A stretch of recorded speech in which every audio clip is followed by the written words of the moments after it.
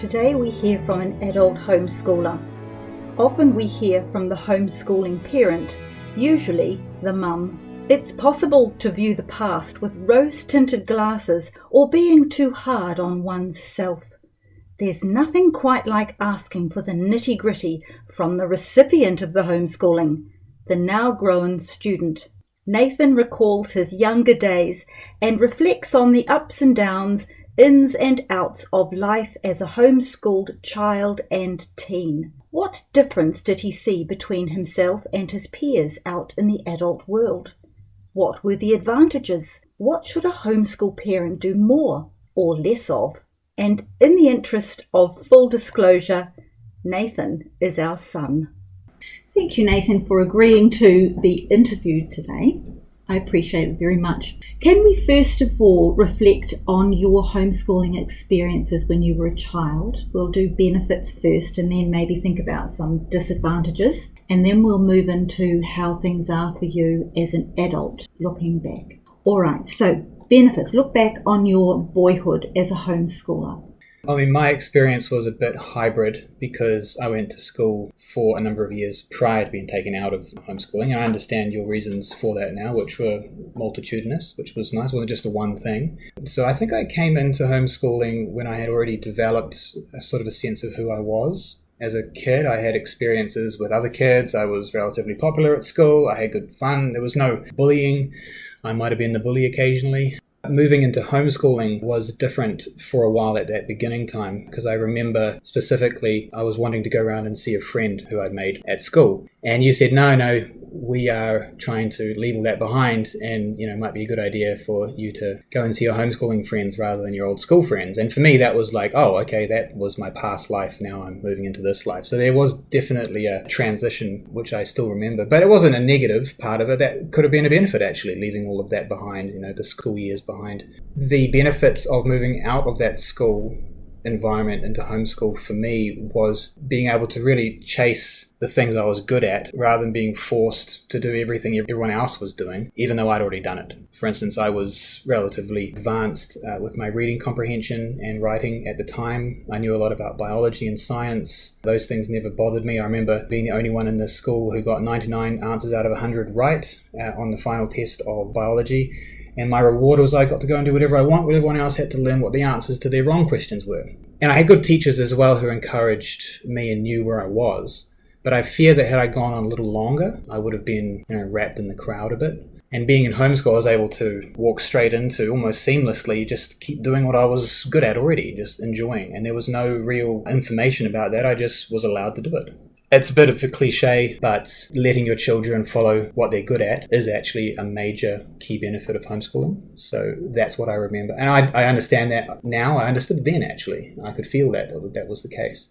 Being able to hang out with my brothers and sisters as well, I felt privileged, and that was fun because we all grew up in that experience. And my 18-month younger sister, we grew up through our homeschooling time with very similar friend groups. Well, both of us enjoyed each other's company most of the time, and that has remained the case. And as more siblings were put into the mix, it was cool to see their transition from babyhood to toddler to young child to teenager and whatever. And I was able to be the big brother all the way through because I didn't have to see them off to school every day. I don't know how that would be for single child families. In homeschooling, I did encounter 4 or 5 of those, or even, just 2 siblings.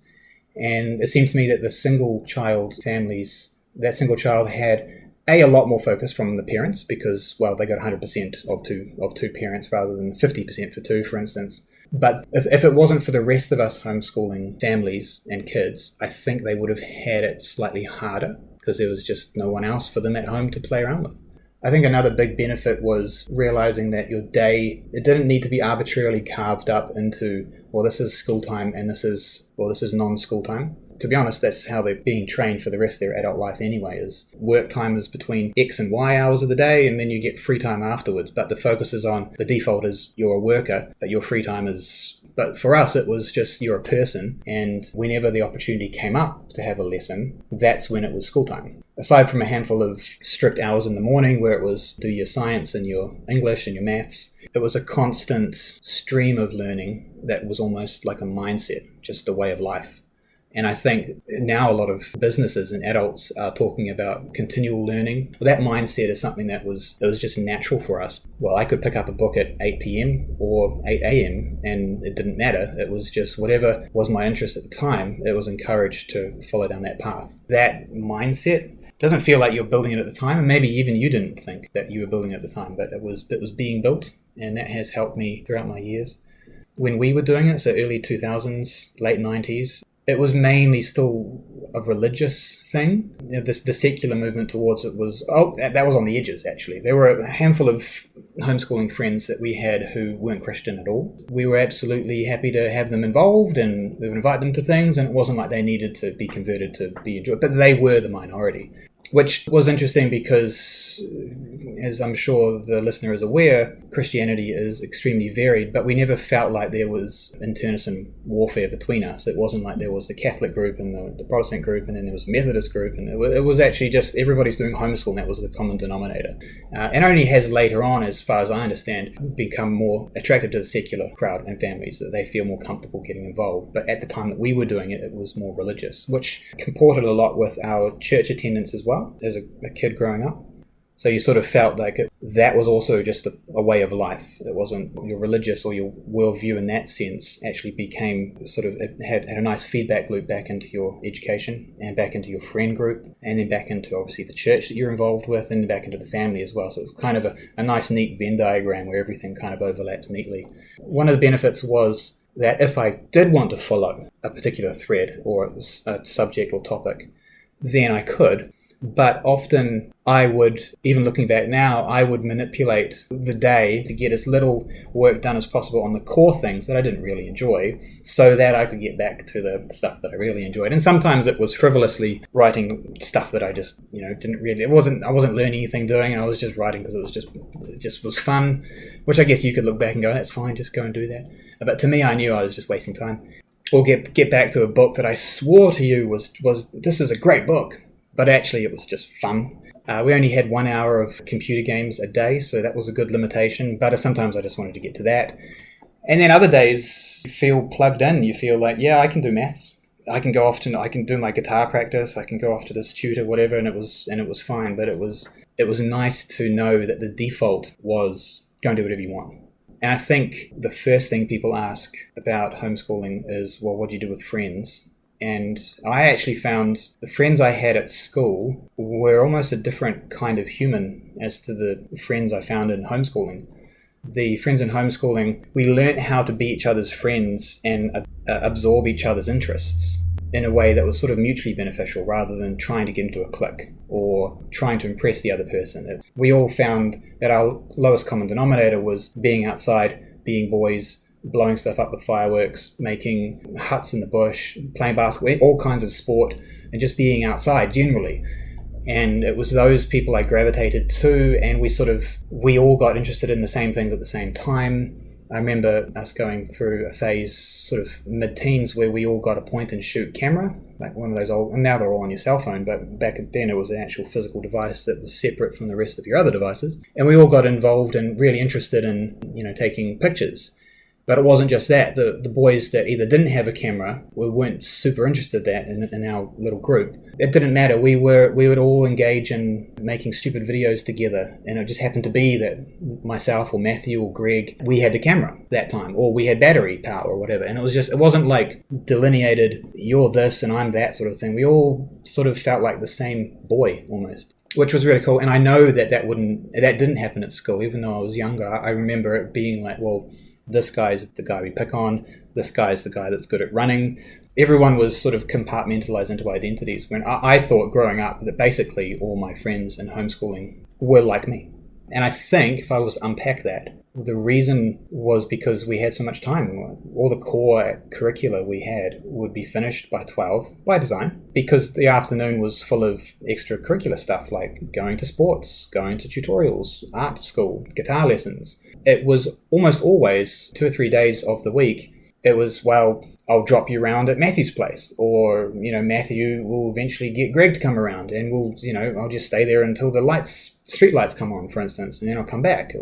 But that ability to not worry about school to 3 o'clock, and that actually it was more around 12 o'clock, and then the whole afternoon was yours. We used that quite well. What are some of those negative aspects that you can recall? And was there any time when you actually wanted to go back to school? Early days, yes. As I alluded to earlier, it was like a missing of friends. But at some point they stopped reaching out to you as well, pretty soon actually, because of course when the first term starts that you're not there anymore, well, for a kid whose boundary of existence is only 9 or 10 years, they forget you pretty quickly and move on to other friends. I have seen some of those school friends that I had in the future, like as an adult. We remember each other, but other than that, it's sort of a vague, I remember you rather than, it was annoying that you left sort of thing. Some of the wanting to go back to school was probably a bit romantic as well, in the sense that I thought school would be a fun thing during high school, for instance. Listening to the school friends that I had at the time, it sounds like you guys have a lot of fun, you guys get up to mischief, all the jokes you tell, all the in stuff, the trends that you get involved in, the girlfriends, the boyfriends and stuff. That sounds like fun, but I probably built it up to a place in my head where it just wasn't real. And now when I talk to people about their school experiences, it's just one horror story after the other. That's all they remember. There's a few good teachers and a few good times and, the moments they won a trophy or whatever, but mostly it's just a survival. It's like prison, but for kids. Like there's rules, but they're sort of rules of the jungle. I would have had a very different experience in high school than I did in primary school. I think for me, negative stuff is always hindsight and almost ad hoc. I never remember feeling, this sucks, this whole situation sucks, at the time, but it was months after that, or maybe a year after that, when I was sort of annoyed that it was the homeschooling situation that blocked me from doing something. Mostly it just became my reality, so there was nothing I could do about it, and I didn't really want to do anything about it because I had good friends and I was learning everything I wanted to learn. I think it's a self-selecting group of parents that decide to homeschool. At the time, like I said, it was people who were probably more religious. So that's a self-selecting group of people. Sometimes that meant all of the kids were the same as well, and they were weird. And because I had that hybrid experience of being at school, there was always a bit of a funny thing that all the kids in my friend group used to talk about, was that we could always pick the homeschooling kids who hadn't gone to school, who had just been homeschooled from day dot. It was almost like the cooler ones were the ones who had gone to school. And you kind of want to hang out with them because they had a bit more life experience. This is what an 11-year-old thinks, completely arbitrary, but that's what we all felt that way, which meant that it had to be real in some sense. But it did mean that I didn't really hang around with those dyed-in-the-wool from day dot homeschoolers. They were always a little weird. That did have a negative connotation with homeschooling, was that you always felt like you were on the outside because you knew of these people. And in fact, you actually generally, at these extracurricular stuff that we're talking about, you did interact with them very regularly, like multiple times a week. You just didn't want to invite them back to your house for like a fun afternoon. But there was always that negative connotation of, we're weird. What we're doing is weird. Whether that feeling of weirdness was a negative one, probably sometimes I didn't want to say, since I'm homeschooled or whatever.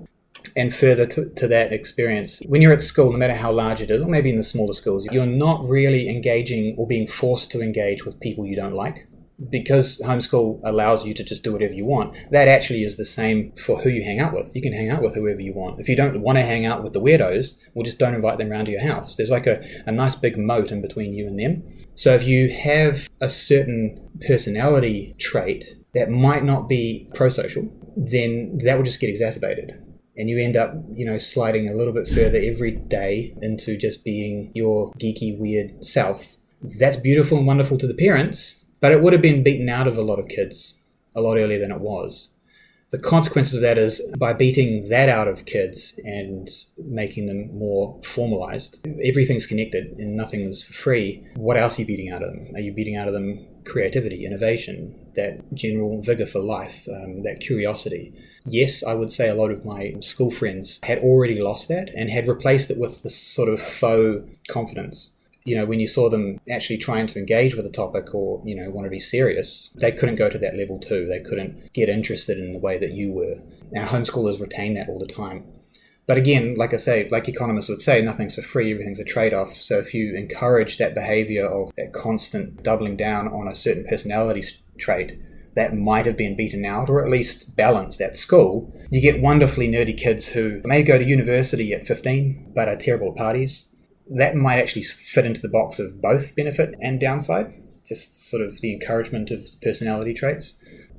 I think it may be an artifact of the fact that we were in a Christian group as well, but there was no encouragement anywhere to pair off into just experimental puppy love, playing around and whatever.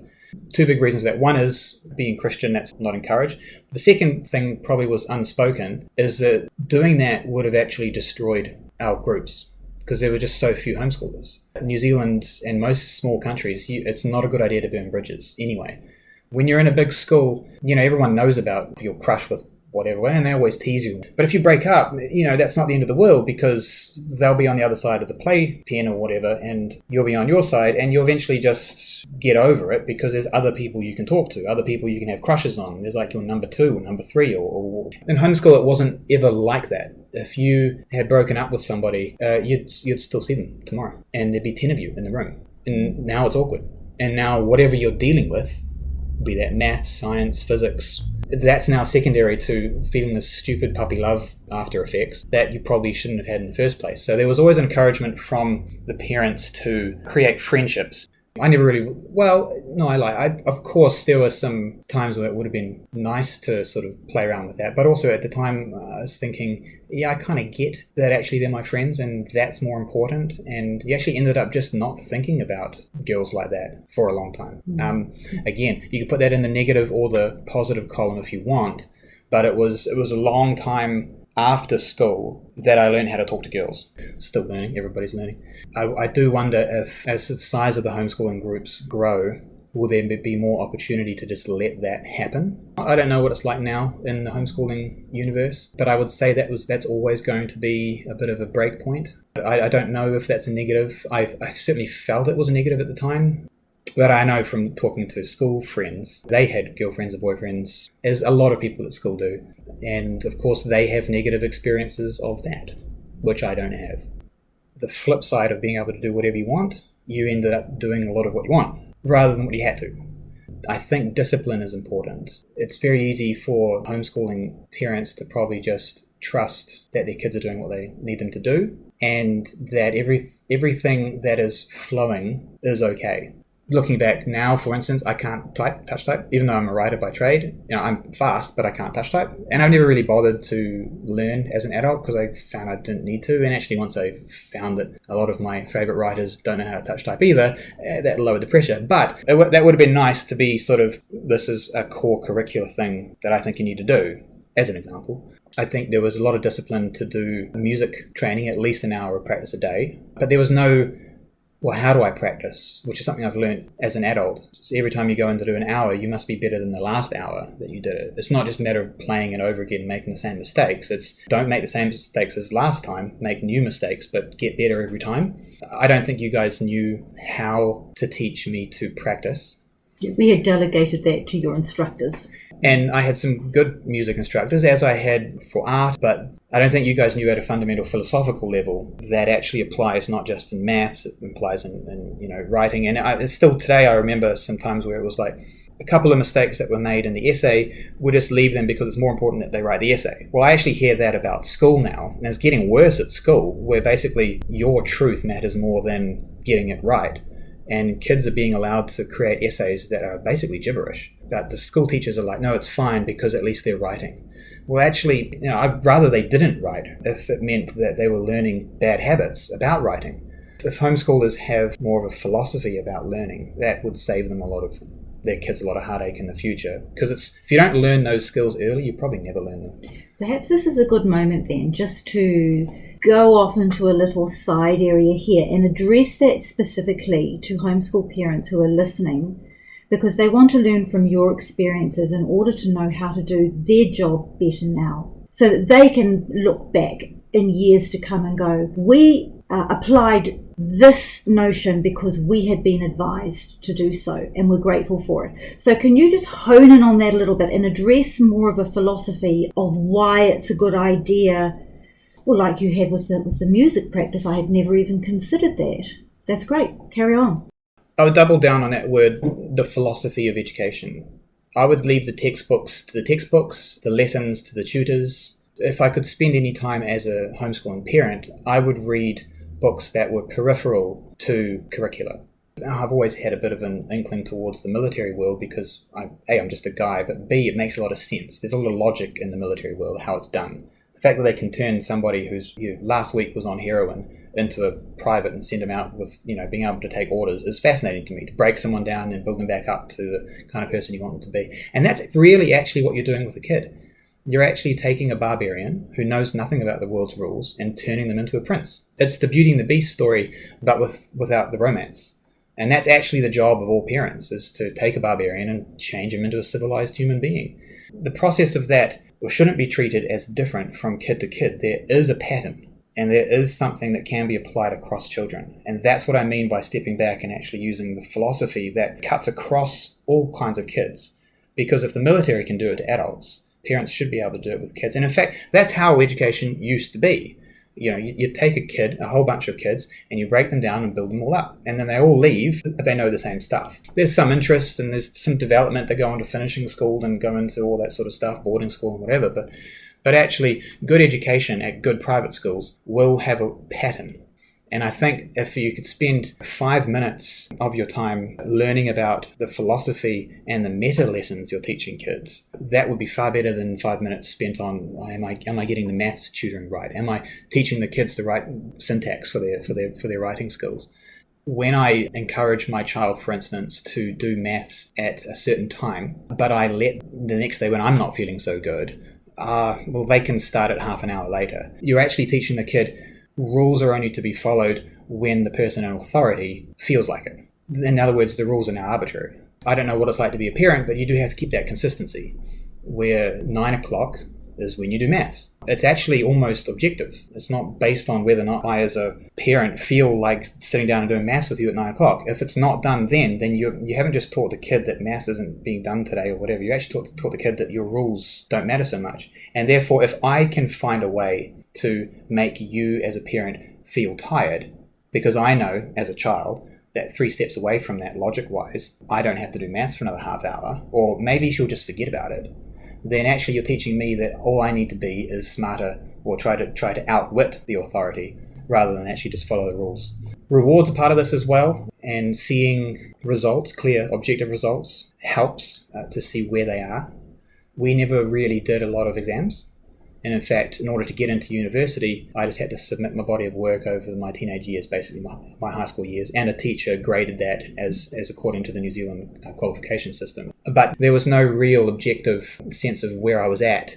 That's probably something I would have gotten at school that as a kid you don't really take notice of. But actually, the reason you set tests is so that everybody can know where you are in relation to your peers and in relation to yourself. So what if the parent set about analysing and testing in a different way? So to homeschool with the Charlotte Mason philosophy that we did, you could perhaps apply a test in another way, but the child doesn't even realise they're being tested because it's so non-testy. Yeah. So just reflect on that then. Do you think then that those end-of-term tests that we used to assign you all could have been an adequate replacement? I remember knowing that I had passed things. I was filling out answers to questions, and you were basically looking at the answer sheet and seeing if it was fine. And then there were a few sort of performative ones where you, for instance, had to do an essay on something that was important to you, and you would grade the complexity of that and the coherency of it, and that was fine. I wonder if I thought at the time, I suspect that I did, that my audience really for that, the graders were just my parents. And although I couldn't really escape the actual answer sheet there on the back of the textbooks, for instance, because you could say if I was right or wrong based on the answers in the textbook, not because you were my parent. There were a bunch of other ones where my audience was you guys. And once I realized that actually I had outpaced you, say in maths or in science, but I hadn't outpaced Dad in, say, maths, for instance, and I probably never will. I realized that there was actually other things that I probably had outpaced you on, and at some point you just let me go and do that anyway. And again, you sort of end up cycling into some sort of a weird feedback loop where you don't probably do what you need to do, but you told your homeschooling mum that you did, and she has to believe it because she can't verify. I think as a kid, you sort of understand that logic pretty quickly, the stuff you can get away with. Mm-hmm. I mean, the tutors were good. Obviously, you would need to be getting their money's worth from them. So they already have a mindset and a philosophy of how to teach, and that you needed to be better next time, and that when you practice, you need to go and do it like this. But I don't remember getting a lot of tutoring for the hard subjects, because you probably couldn't do a lot of those hard subjects at the level that I needed them at, say, at 16 or 17. I probably needed more tutoring. We did hit up university professors to do small, again, ad hoc lessons on physics or chemistry or even biology, I think. But that really wasn't taken that seriously. It was at the end of my homeschooling journey. I was getting more from textbooks anyway at that point. I remember it was kind of cool being able to go to a university, but it was never really taken that seriously. It looks like it was taken more seriously by you guys with siblings. They all had tutors to do maths and whatever. I never really had tutors to do maths because I guess I, again, fell into a bit of a trap of just doing what I wanted to do. And part of good education is discipline. But you don't always learn that at school either. So I don't think it's worse at school. I don't think it's even better at school. I just think nobody learns how to obey. Nobody learns how to do discipline. No one's taught that there are objective standards, really. Even tests these days are all dumbed down. And so I think that's more of an endemic in our society, that no one teaches that stuff. But if you're going to do it right and create good humans, I would really start to look into the philosophy of education and leave the textbooks to the textbooks. So you're encouraging the parents that are listening to take a very strong interest and discipline themselves into learning and reading the philosophy education for their own career development. Because as the parent of a homeschooled child, that is their career. Yeah, the working environment was replicated from the military hierarchy. A CEO is a general. What he says goes. He's in charge of the budget, the personnel, and the strategy. But he has to know a little bit about everything that happens underneath him. As a parent, in homeschooling, that's your job too. You are the general. You're supposed to know a little bit about everything, but you don't need to know quantum maths, for instance. I don't know if we did that at school, but you do need to make sure that everything is working towards a goal. You want to create a certain kind of person, and whatever you've decided that certain kind of person is as a homeschooling parent, well, is everything moving there? That's your test boundaries. I think you're constantly being tested as a parent as well. Is the strategy I've chosen working or not? And it's all very well to sort of have an arbitrary one, like can they get into university? But that's not be all and end all as well. In fact, now I would say that getting into university may actually be a sign of failure for a parent, because you lack the imagination to encourage them to do anything else. And it's just 3 years, $50,000 a year of pointless stuff that's not going to get them a job. So actually, it's almost like if you say you're working to get them into university now, you've just chosen the easy path. It could be useful for some kids, but it's not for everyone. And if you don't know that about your kid, that tells me a lot about you as a parent.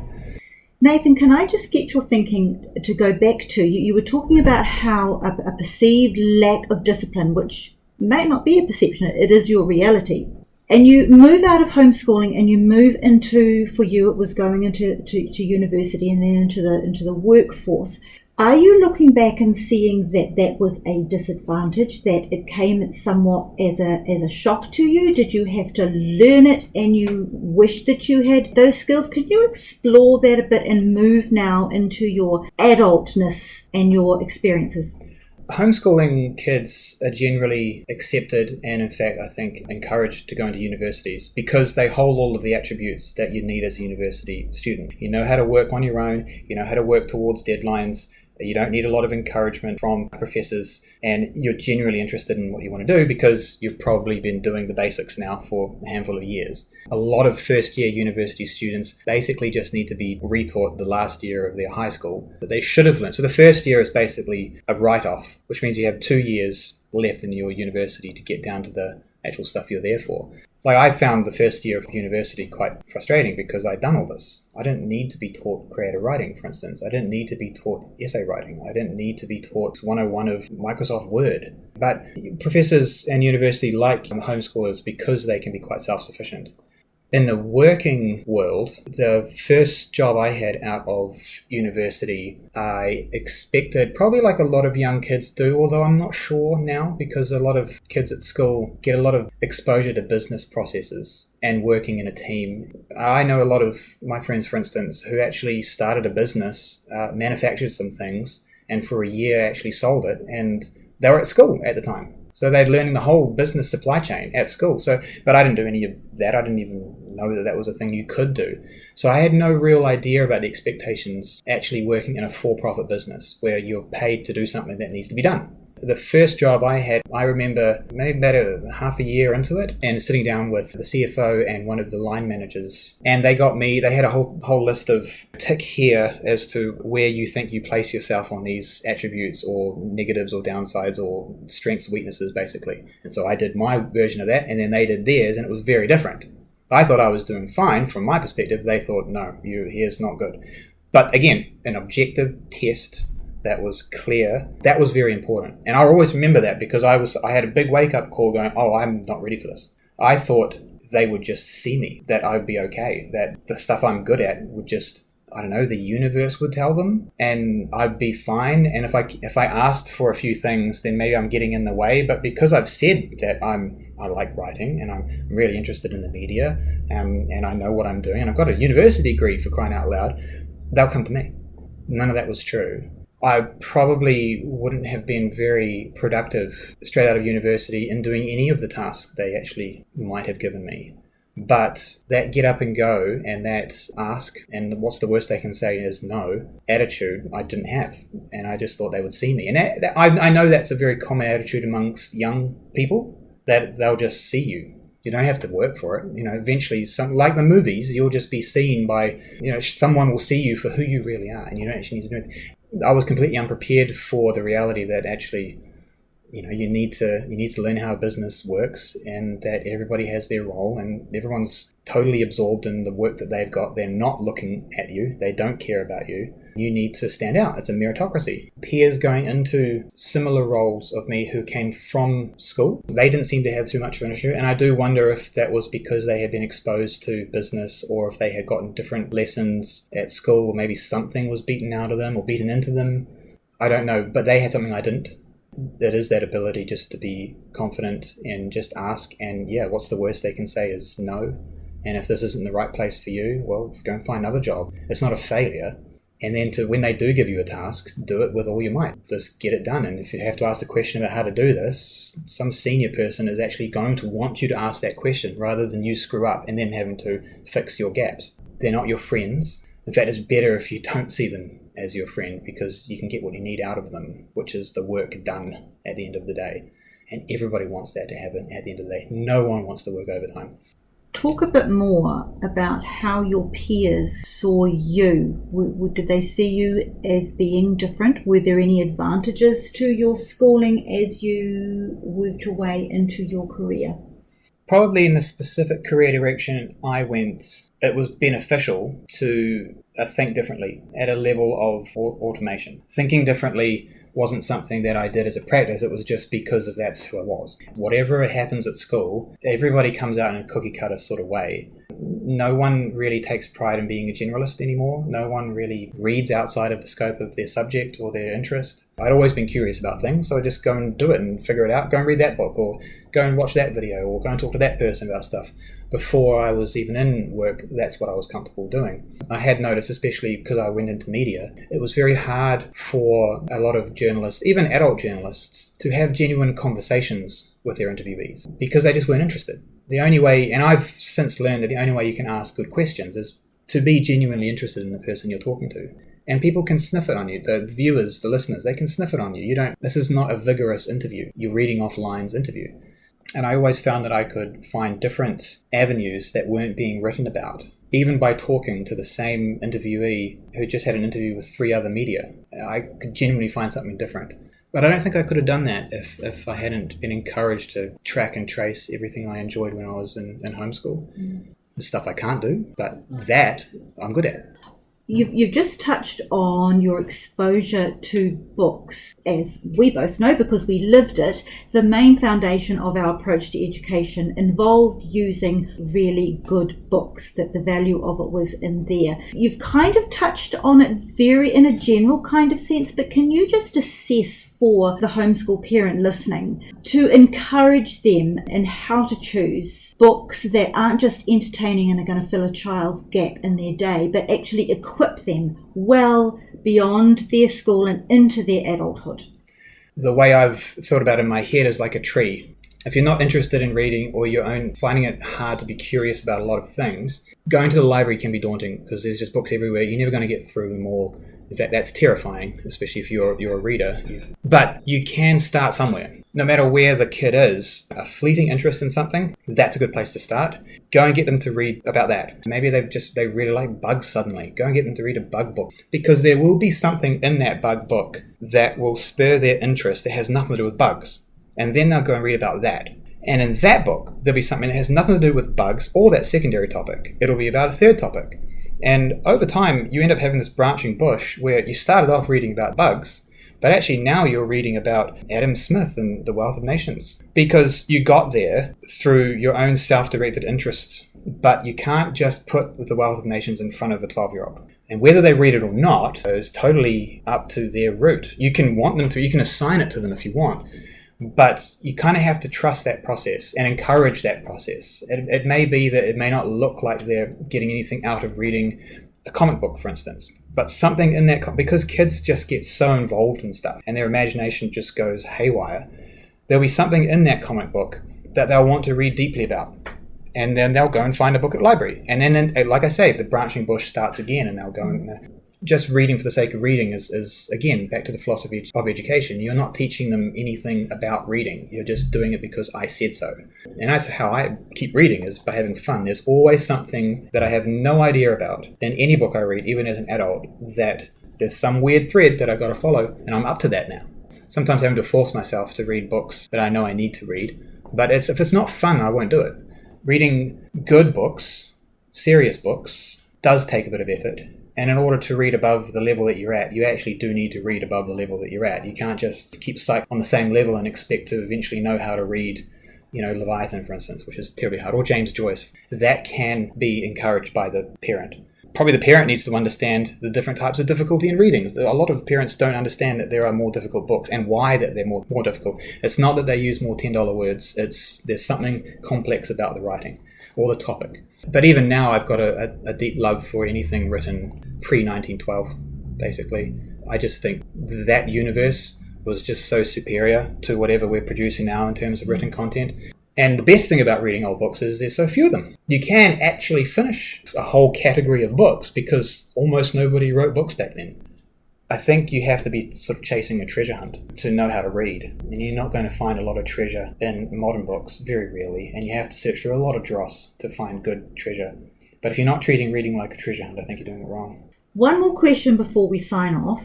Let's say you've got an 8-year-old homeschooled boy sitting next to you in the chair just now. What would you say to him? And then, 15-year-old homeschool boy, what would you say to him? I was at school at 8, but for an 8-year-old, I've seen, say, my brother, he was that age when he was homeschooling, and I've known other 8-year-olds as well. So, yeah, I've got a frame of reference for that. I would say you're lucky at this age that you're not dealing with hormones. So follow what you really enjoy, and it may actually be, these days, computer stuff. But it's hard to say, but I would say try to do as much stuff offline as possible. If you really find yourself interested in a computer game, try to encourage yourself to do things with your hands. Play around outside with those ideas. I remember we were really into the game Zelda, and they were sort of medieval times, chasing after princesses, obviously, but in a computer game. Because we had only 1 hour a day, we would be forced to do something else with the rest of our off time.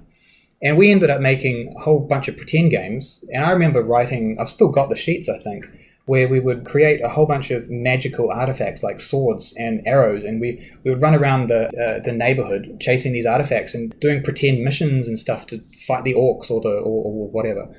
And I think that was so much more liberating to my imagination, because if I'm just playing the game, I'm actually living out somebody else's fantasy. And that's, if you find yourself trapped in someone else's fantasy, you're not in a good place, because now you're not self-directed, you're being subtly nudged. You don't have an imagination anymore, you have a received movie. This is not an anti-computer thing, an anti-online thing. It's simply, you have to build your own fantasies. You have to build your own imagination pools and, create your own bad guys and good guys. And 15-year-old young man. Well, the opposite. You are dealing with hormones. Probably, if you're lucky and your parents have a good amount of positive discipline, you can probably get your work done and everything's going to be fine, and you're going to hang out with friends and not going to have too much worries.